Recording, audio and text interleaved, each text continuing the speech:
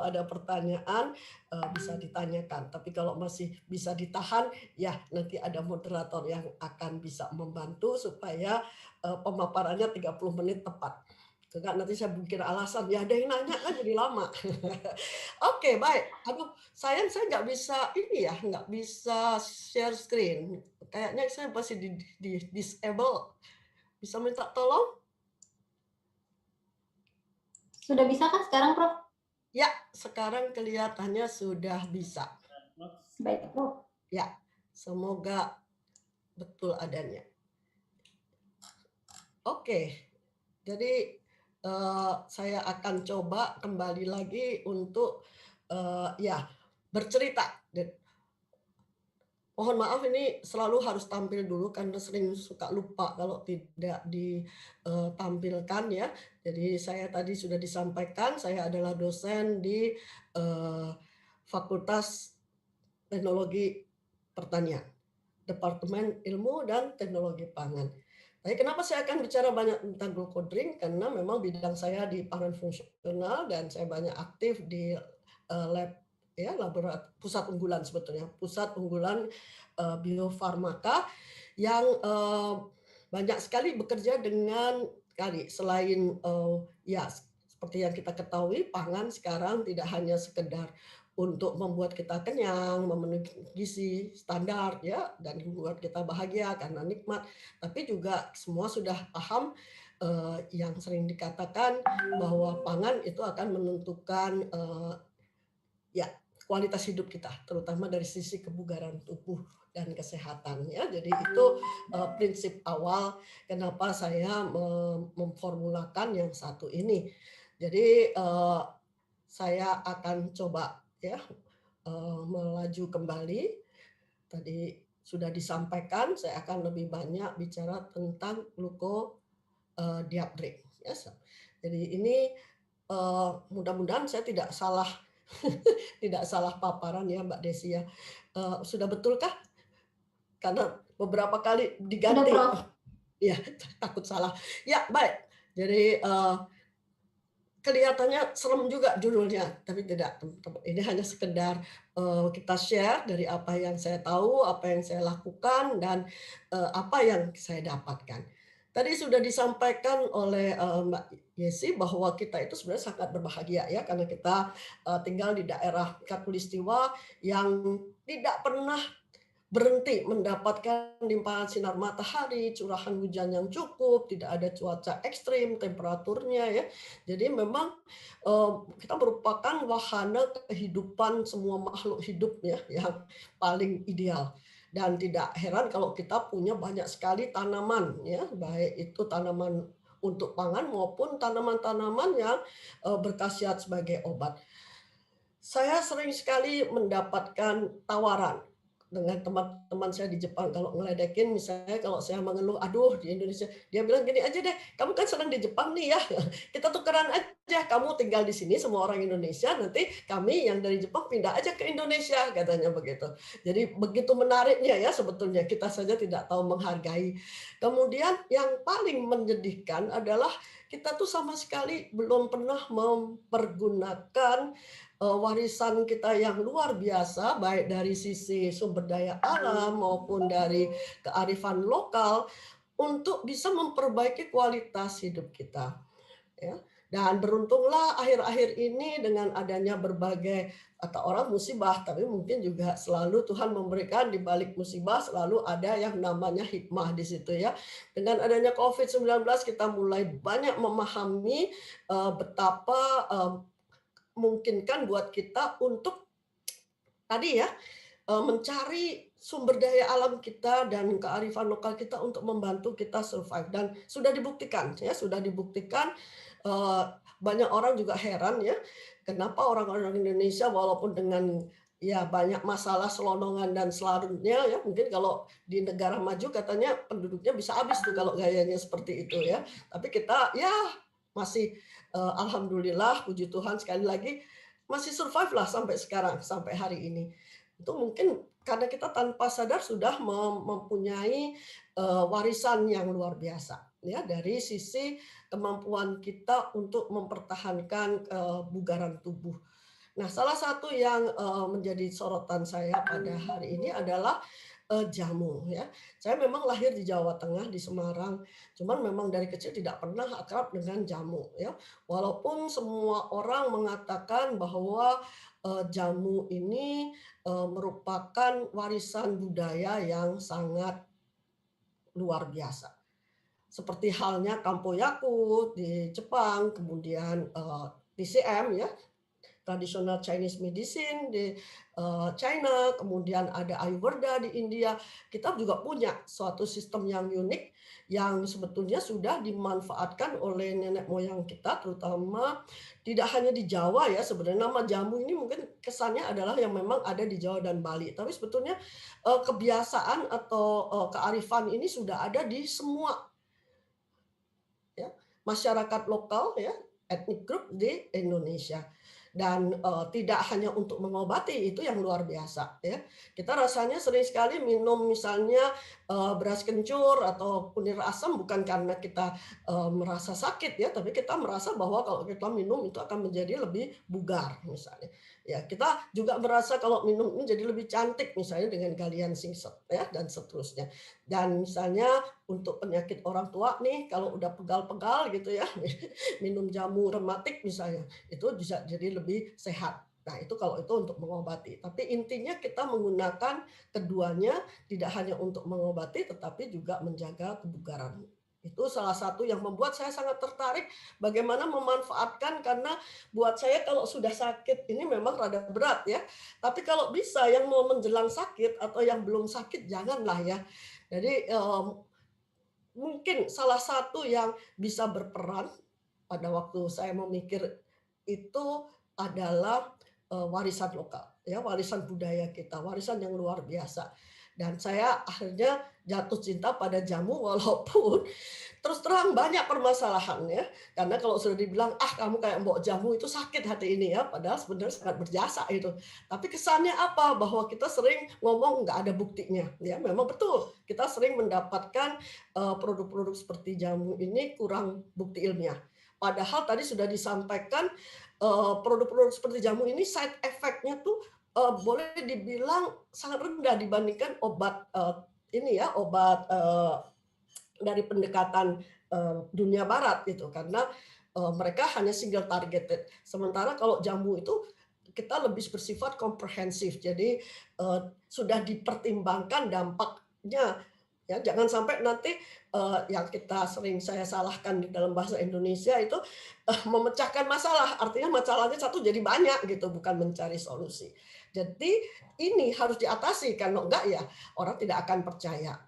Dan bukti ilmiah terakhir ini juga menunjukkan banyak sebetulnya yang, bisa membantu klaim, ya, asal jangan overklaim, jadi itu nggak boleh. Yang kedua, yang paling menjadi masalah itu adalah tidak diterimanya jamu karena rasanya memang unik ya, tidak semua orang suka, apalagi yang tidak terbiasa. Biasanya rasa pahit atau rasa rempah yang kuat itu, membuat orang reluctant. Dan itu sudah saya rasakan sendiri. Banyak kalau dibilang, "Oh ini turunan dari jamu." Ah, mereka udah bilang, "Nggak enak pokoknya ya." Heeh, nggak mau. Dan yang terakhir, nah ini juga guyon sering dibilang bahwa khasiat dari jamu itu tergantung amalan katanya. Kalau orangnya baik, ya itu pasti bisa membuat sehat. Kalau enggak membuat sehat, itu berarti amalannya kurang. Tapi memang masalahnya kita tidak punya standarisasi yang, bisa membuat jamu ini kapanpun siapapun yang minum harusnya efeknya sama begitu. Nah, ya namanya, biasa kalau peneliti itu kebanyakan bermimpi ya. Jadi, maklum kalau jadi dosen itu kan kerjaan sak dus, gajinya sak sen katanya. Jadi harus banyak bermimpi supaya tetap happy.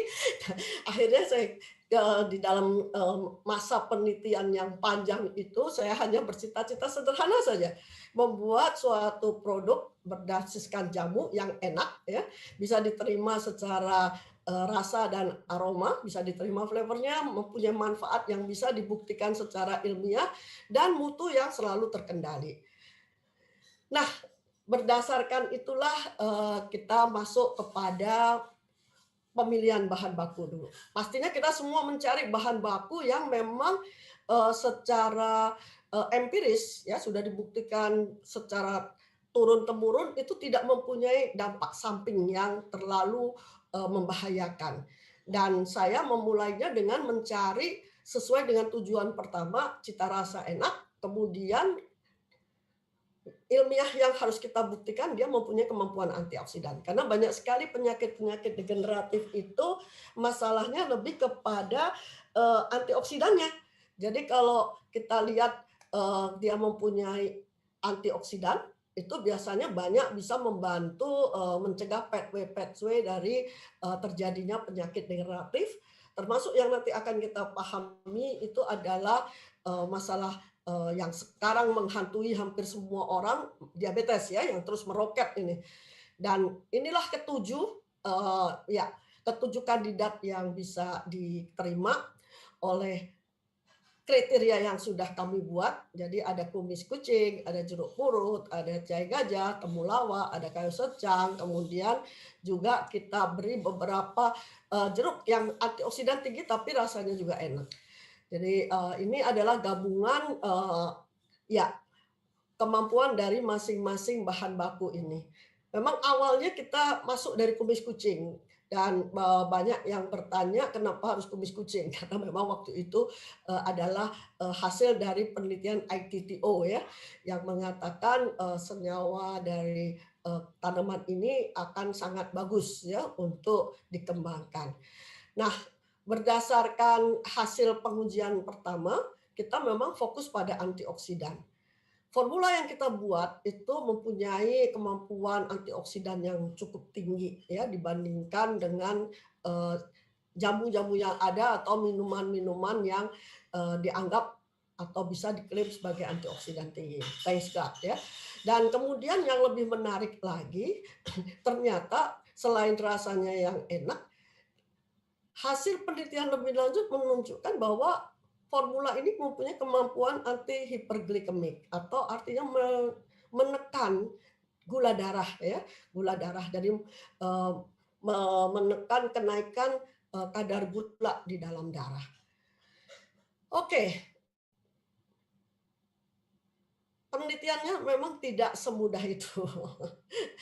Hasilnya begitu, tapi itu dari mana gitu ya. Jadi kita mulai dulu nih supaya nanti, kalau Bapak Ibu cerita, "Kenapa kok harus profesor ya meneliti ombok jamu aja bisa," gitu ya. Nah, tapi dengan kriteria yang ketiga ini nih, ternyata profesor pun butuh lama ya teman-teman. Jadi kita mulai dulu dengan membuat supaya, formula kita ini, selain mempunyai antioksidan yang tinggi, dia juga memang betul-betul kalau dinikmati itu tidak menambah stres ya, atau artinya nanti kita malah jadi, tingkat oksidasinya tinggi, antioksidannya nggak ada gunanya ya, tapi nyiksa gitu. Jadi kita mulai dengan pendekatan cita rasa dulu ya. Kita coba dengan misalnya tadi, pertama kita oh ya sorry, sebelum cita rasa kita bicara dulu dengan, menjajaki mutu tadi ya. Jadi, bagaimana kita supaya mutunya tetap stabil. Jadi kita pastikan bahwa, eee, bahan baku tidak langsung simplisia. Kita harus buat dulu dalam bentuk ekstrak. Kenapa demikian? Karena kalau langsung dari tanaman, kalau hari ini tanaman kehujanan, besok kekeringan, besok diambil pagi, mungkin besoknya lagi diambil sore, dan seterusnya diambil di Semarang, yang satu diambil di Pontianak, kan pastinya beda-beda tuh ya. Dan itu yang menyebabkan kenapa jamu itu sering seperti yang tadi dikatakan, tergantung amalan gitu. Jadi mutu utama ini harus hadir. Jadi kita buat dulu supaya bisa dikendalikan harus dalam bentuk larutan ya. Nah, kemudian setelah itu larutan ini masing-masing berapa banyak yang bisa dimasukkan ke dalam produk ini. Jadi kalau kita lihat di sini, kita mulai dengan pendekatan bantuan, artificial intelligence alias pakai komputer nih, biar nggak usah nyoba satu-satu dan, tidak capek. Hasilnya komputer tidak bisa diajak korupsi ya, jadi harus apa adanya. Tapi kita yang tetap harus mengendalikan. Jadi kita mulai dengan mencari kira-kira dari setiap komponen ini, itu, mana saja yang, tadi ya, jadi kalau Jawati ekstrak misalnya, oke, itu nggak ada rasanya. Jadi bolehlah sampai 60 ya. Ginger tea, oh ini enak ya. Jadi kita boleh kasih sampai 68 orang masih senang. Dan tentu saja batas bawahnya juga boleh lebih atas. Artinya minimal di dalam minuman tuh harus ada 15%. Tapi kalau sudah ngomongin tentang yang satu ini ya, alias temulawak ya, Javanese turmeric extract, ini pahit ya. Jadi tapi kita tetap ingin karena kita ingin mendapatkan aktivitasnya. Jadi kita turunkan persentasinya supaya tetap nanti rasa yang kita peroleh itu jadi bagus ya, jadi bagus seperti ini. Jadi nanti dengan menggunakan desain expert ya, kita coba melihat formulasi apa saja. Dengan desain expert itu kita bisa mencoba-coba sampai ratusan ya teman-teman, Bapak Ibu maksud bukan teman-teman. Biasanya ngomong dengan rekan sejawat. Jadi Bapak Ibu Saudara, jadi ini bisa membantu kita mempersedikit sampel ya. Jadi kita menggunakan pendekatan multivariat ya, dan inilah yang diperoleh dari desain expert tadi, komposisinya seperti apa. Ya, memang kita ambil 3 yang tertinggi. Kenapa? Karena saya sendiri juga waktu awal-awal ini itu tidak paham. Jadi terus terang saya tidak terlalu paham apakah betul ini bisa, dan sekarang sih sudah terbuktikan bahwa pendekatan ini sangat valid ya. Tapi karena pada waktu itu saya memulai itu kira-kira 20 tahun yang lalu penelitian ini ya. Jadi masih bertanya-tanya juga apakah metode itu betul. Jadi kita memakai 3 yang tertinggi. Desirability 1 alias tingkat kesukaan 1 itu yang sempurna. Jadi apa yang kita minta semua bisa dipenuhi dengan komposisi yang ini sebanyak 94%-nya. Nah, kalau yang di bawah itu hanya 80% dan yang di bawah lagi 746. Nah, kita ingin membuktikan apakah betul memang ini begitu adanya. Jadi kita bikin nih tiga-tiganya dengan komposisi yang beda-beda. Dan hasilnya memang tadi sudah saya sampaikan, kelihatannya komputer ini canggih ya. Memang setelah dites pun kelihatannya yang paling bagus hasilnya itu ya yang komposisi 1 ini. Jadi berdasarkan itu kita lakukan pembuatan lebih jauh ya, kita ukur sekarang antioksidannya dan kita bandingkan dengan yang ada di ya, yang ada di pasar gitu ya, yang kira-kira juga mempunyai kemampuan antioksidan. Apa yang kita dapat, teman-teman di sini bisa lihat semua ya, kita bisa kalahkan kecuali satu, nggak bisa nih, yaitu UC 1000 ya, yang memang dia 100% apa namanya, menggunakan asam askorbat alias vitamin C ya. Jadi ya sudahlah nggak apa-apa. Tapi yang penting, yang menarik di sini, ayo ini kenapa jadi berubah ya formatnya? Nggak apa-apa. Jadi ya halo, ya. Jadi ini kalau kita lihat di sini ternyata tidak hanya antioksidannya yang tinggi. Jadi penelitian kita berlanjut lagi itu menunjukkan bahwa nah ini banyak ya. Jadi kalau kita bilang the secret ini di sini. Kita kadang maunya kemana, dapatnya kemana gitu kan. Ternyata beberapa komponen kita itu sangat bagus di dalam mencegah hiperglikemik alias kelebihan gula darah ya. Dan dengan melihat kemampuan ini kita mempunyai harapan wah kalau begitu kita bisa membuat formula yang bagus untuk teman-teman kita mencegah atau mengurangi risiko tadi diabetes ya, jadi gitu. Nah, kemudian tentu saja kita tidak boleh sembarangan karena kami di dunia ilmiah, kita harus cari dulu dong buktinya, ada di mana sih, kenapa bisa begitu ya. Itu bedanya kalau teman-teman kita koki ya, atau yang sekedar meracik ya, pasti mereka tidak akan memikirkan ini ya, pokoknya begitu gitu kan dapatnya. Tapi kami tidak boleh, kita harus ada alasan, ada apa di situ. Dan ternyata dari banyak senyawa yang ada, salah satunya kita bisa mendapatkan senyawa utama yang jelas mempunyai kemampuan untuk menunjang klaim kita. Seperti pada tanaman kumis kucing ada sinesitin, di kayu secang ada brezelin ya, kemudian di jeruk purut kita punya hesperidin, naringin, jadi ini, di jeruk-jerukan itu semua dan ini memang sudah banyak dilaporkan mampu menghambat, ya tadi ya, diabetes. Seperti misalnya hesperidin ini mampu menghambat komplikasi otak pada hewan percobaan tikus diabetes. Nah, dan yang penting ini juga berpengaruh penting dalam cita rasa. Jadi cita rasanya kita dapatkan dari sana, dari, eee, ya kita bilang jeruk-jerukan, kemudian dari jahe gajah juga terkenal menurunkan kadar gula ya, hewan percobaan dengan meningkatkan sensitivitas insulin terhadap glukosa, kemudian temulawak juga jelas menjaga kerusakan, pankreas ya, sel pankreas yang menghasilkan insulin, jadi mencegah produksi glukosa pada liver dan seterusnya. Jadi oke, sah ya, bisa. Nah, itu nanti senyawa-senyawa itu akan menjadi indikator pada waktu kita membuat produksi, glukodiat ini.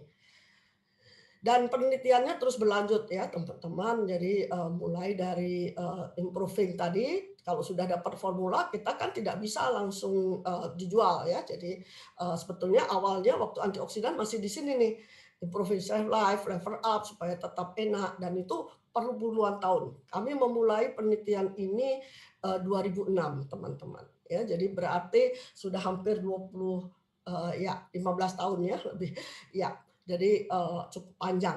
Kemudian, 25, 20 ya 16 tahun lah. Kemudian yang ini baru dan, 5 tahunan kita mulai anti-hyperglycemic activities. Nah kenapa, kita mengarah ke anti diabetes? Kan ya katanya kalau, dosen itu selalu kan cuman, di Menara Gading ya. Jadi sekarang kita disuruh pemerintah nih untuk keluar dari, Menara Gading. Jadi, tidak hanya menumpuk hasil penelitian untuk nanti mungkin, dibuat tangga yang nggak pernah nyampe ke surganya ya, tapi setidaknya diminta untuk berguna dulu bagi masyarakat. Jadi, kami melihat apa yang terjadi di dunia ini itu sungguh, merupakan sesuatu yang miris juga gitu ya. Banyak sekali, negara, termasuk yang Indonesia ya, saya juga heran, itu mempunyai masalah kesehatan utama yang cukup mengkhawatirkan selain pandemik tentu saja, itu, adalah diabetes mellitus. Dan setelah pandemik lebih celaka lagi karena ini merupakan penyakit komorbid ya. Jadi kalau kita punya masalah ini, ada kemungkinan untuk, lemah sekali kalau menghadapi, makhluk nakal yang namanya COVID-19. Dan diperkirakan akan meningkat terus ya, karena, kalau dibandingkan dengan, tahun-tahun sebelumnya pun sudah terlihat ya, peningkatan yang luar biasa. Di Southeast, ya, jadi di Sentral Amerika itu udah jelas ya. Southeast Asia yang agak miris termasuk Indonesia di sini tuh 74% peningkatannya. Jadi bisa terbayang ya, keseluruhan dunia itu nanti peningkatan dari diabetes itu bisa sampai 50%. Kenapa demikian? Ya karena kita bisa paham dengan gaya hidup yang sekarang, apalagi dengan work from home, dengan makanan dan, kemudahan ya. Kemudian juga yang paling repot itu memang kita, tidak merubah pola makan sementara, kinerja tubuh kita itu, sangat beda. Dulu kita ngepel ya, ngepel pakai tenaga, nyuci pakai tenaga, sekarang mesin ya, semuanya mesin. Kemudian bahkan untuk hidupin TV aja nggak perlu pakai jalan kan. Terus kalau kita pesen makanan juga kalau perlu GoFood-nya nyampe depan kamar gitu kan. Jadi memang ya tadi kerjaan kita duduk, makan dan seterusnya. Jadi itu memang, permasalahan yang harus segera diatasi. Dan celakanya memang, diabetes ini jadi sumber komorbid untuk macam-macam, ya. Jadi kalau sudah mulai diabetes, penyakitnya bisa merembet nih. Kenapa? Karena organ tubuh kita jadi tidak sehat semua kan. Jadi itu. Saat ini ya masih lumayanlah, walaupun, ini belum teratas, cuman malu juga ya kalau udah jadi 10 negara tertinggi, tapi masuknya karena masalah diabetes gitu. Jadi kita mungkin cepat harus waspada, sebelum keterusan nih, ya, sebelum keterusan. Jadi itu, membuat kita, harus waspada. Nah, kalau dari risk case ini juga nampak ya, bahwa, naik ya secara utama. Tapi ada beberapa daerah yang memang, kecenderungan naiknya luar biasa ya, heeh. Jadi ini misalnya kayak di Sulawesi Tenggara ini naiknya jauh sekali dibanding 2013 sampai 2018. Tapi yang penting ya tadilah, kalau kita lihat penyakit komorbid tadi itu ya. Jadi ini yang mungkin, kenapa saya, bersyukur kan bisa mendapatkan bukti bahwa glukodiap bisa dipakai untuk, membantu teman-teman kita menghadapi, COVID-19 yang belum reda juga ini. Ya, jadi kalau kita lihat ini memang setelah hipertensi, diabetes dan biasanya diabetes ini temenan ini ya, selalu dengan hipertensi, dengan, kardiovaskuler ya, dan seterusnya lah itu kira-kira. Mudah-mudahan sih, ya kalau kita, hati-hati ya, kita tidak akan ikut ke sini ya. Jadi meta analisis menunjukkan penyakit penyerta hipertensi, diabetes, COPD dan seterusnya itu meningkatkan risiko COVID-19. Tapi memang ini sudah terjadi di lapang. Dan tadi sudah disampaikan juga secara, keilmuan bahwa pasien COVID-19 itu kalau punya penyakit penyerta diabetes atau kencing manis, biasanya disebutnya gitu, ini mempunyai kecenderungan kondisi kesehatan yang lebih parah. Jadi, sebaiknya jangan gitu ya. Oke, baik. Jadi ini sudah saya harus, lari. Tadi sudah saya sampaikan dari 2006 ya, sampai sekarang kita masih terus jalan.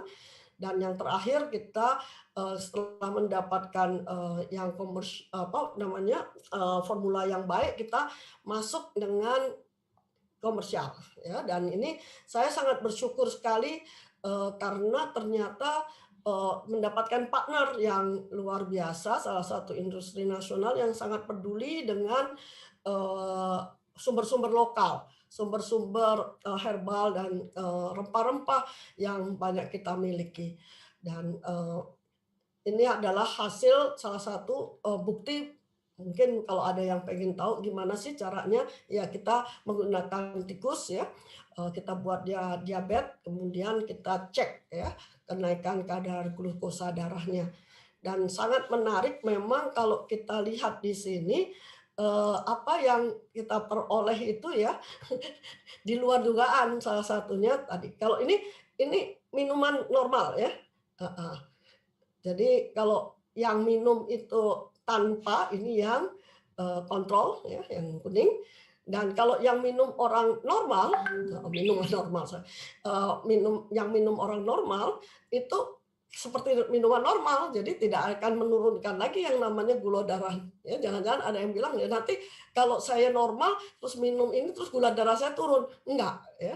Jadi dia baru akan mempunyai kinerja kalau kita beri masukan kepada tikus yang sudah didiabeteskan, ya.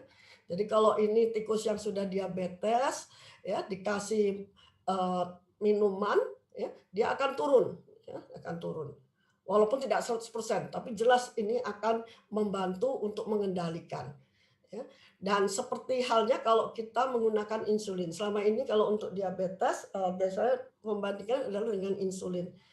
Dan yang menarik lagi, kehebatan formula ini kalau dia dikasih tanpa jahe, itu tidak efisien ya, tapi ya untung kita mempunyai jahe di sini. Walaupun dikatakan harusnya jahe itu tidak perlu gitu, tapi kami membuktikan tidak, kalau tanpa jahe minumannya, dia naik juga gitu walaupun pelan-pelan.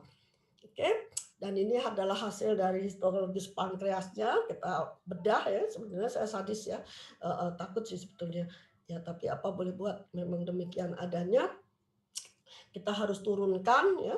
Kemudian di sini, ini, hasil untuk uji, Pulau Langhans-nya, ya saya harus agak cepat karena waktunya tidak ada. Kemudian kalau kita lihat, ya penelitian ini memang belum banyak ya, belum banyak yang melakukan sehingga kita sudah mendapatkan 2 eee, sertifikat paten. Jadi, kelihatannya Bapak Ibu yang bergabung di UniHealth untung ya, karena minuman ini cuman adanya di UniHealth. Selama ini belum pernah, ada karena sekarang patennya, ada di UniHealth dan, mendapat banyak penghargaan ya. Jadi, ya alhamdulillah puji syukur termasuk, kemarin Adibrata kita ingat masuk ya, makanya kemudian waktu, maju dilamar dengan penelitian LPDP kita jalan, kita masuk dari, laboratori ke pilot plant ke industri. Memang tidak semudah yang dibayangkan. Saya jadi dosen kayaknya lebih enak deh daripada ngurusin ini. Ampun ampun ya, betul-betul ampun. Tapi, kalau dilihat dari hasil yang ada, ya saya sih bersyukur karena melihat Bapak Ibu yang begitu semangat, akhirnya, ada yang bisa menggunakan juga gitu ya. Jadi inilah Glucodiap yang saat ini mungkin sudah ada di tangan Bapak Ibu. Ini sudah, sesi kedua kelihatannya. Jadi namanya sendiri adalah gluko itu gula, diap itu diabetes. Jadi maksudnya adalah minuman yang bisa mengendalikan, diabetes dengan anti hiperglikemik sampai 65% dan, antioksidannya berkisar ya, ini 600 sampai 700 ppm. Kita sudah menggunakan tadi pendekatan kontrol ya untuk di lab juga sehingga dipastikan semua senyawa yang berkhasiat ada di dalam produk minuman itu. Kita juga mempunyai, data untuk pasokan ya yang terkendali untuk bahan baku mulai dari kumis kucing, temulawak dan seterusnya ya. Jadi ini, salah satu yang, membuat kita berani mengatakan harusnya secara, mutu produk ini, eee, bisa dipertahankan dan bisa dipertanggungjawabkan secara ilmiah. Ini pendekatannya dari lab sampai ke dari kebun ke lab, kemudian untuk sampai jadi, eee, larutan ya, jangga. Dan kita mulai dari 50 sampai 2.200 ya, lumayan panjang sih. 6 bulan ya, untuk bisa bisa untuk diklaim ya. Jadi dari sini ke sini tuh 3 tahun Bapak Ibu ya. Jadi ya seperti biasa kita harus terus, berdiskusi untuk bisa membuat produk terbaik dan setelah itu harus disimpan 6 bulan dulu baru bisa dimintakan izin. Izinnya pun lama ya, izinnya pun lama. Tapi, kehebatan, Soho ya, jadi ya syukurlah dan mendadak tadi kita juga harus merubah ya. Kalau ready to drink yang tadi diuji semua, nanti teman-teman di Papua tidak bisa mendapatkan karena bayarnya air mahal kalau ngirimnya. Jadi harus dibuat konsentrat. Jadi berdasarkan masukan dari teman-teman pemasaran yang tentu saja, lebih galak dari saya. Saya cuma berani galak ke mahasiswa kadang-kadang. Tapi kalau udah ketemu pemasaran harus nurut karena mereka yang tahu di lapang seperti apa. Akhirnya kita pastikan untuk bisa diproduksi dengan konsentrat. Artinya airnya nanti di rumah masing-masing saja.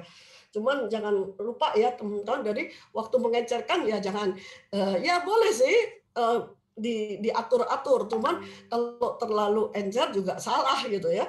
Terlalu pekat juga mungkin tidak terlalu baik karena kok keaktifannya terlalu tinggi. Inilah produk yang nanti akan sampai di tangan Bapak Ibu, saya akan berhenti dulu. Jadi ada kemampuan antioksidan tinggi, mencegah dan menekan kerusakan sel penghasil insulin, menghambat enzim penerapan glukos dengan gula maksud saya, sukrose ya dengan, analisis alfa glukosidase. Kemudian kita tahu dengan demikian dia bisa mencegah kenaikan gula darah dengan mencegah pembentukan malonaldehyde. Itu yang sudah kita dapatkan. Ini kita uji sekali lagi, begitu dibuat konsentrat kita uji lagi, kita uji toksisitasnya. Jangan sampai nanti ada teman-teman yang minum terus, ya nggak sakit lagi, tapi terus menghadap Yang Maha Kuasa susah ya. Jadi, dari mulai berat jenis, total salmonella, segala macam kita uji termasuk antioksidan ya di sini. Jadi mudah-mudahan sih, memang syaratnya cuma 200, tapi kami kemarin bisa sampai ya terutama yang batch kedua ini tinggi ya antioksidannya. glukosidasenya bisa juga sampai 30-40 kemarin yang terakhir kedua. Jadi syukurlah dari uji penerimaan juga sangat bagus ya. Ini kita coba beberapa kali di pameran misalnya, semua sih baik-baik saja ya.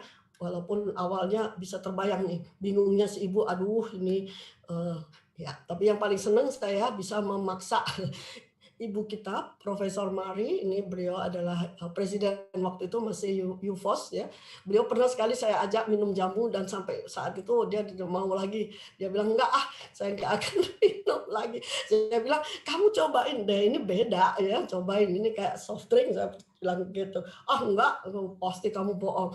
Kamu kalau nggak minum saya keluar loh jadi anggota. Iya sih ngomongnya ceritanya begitu.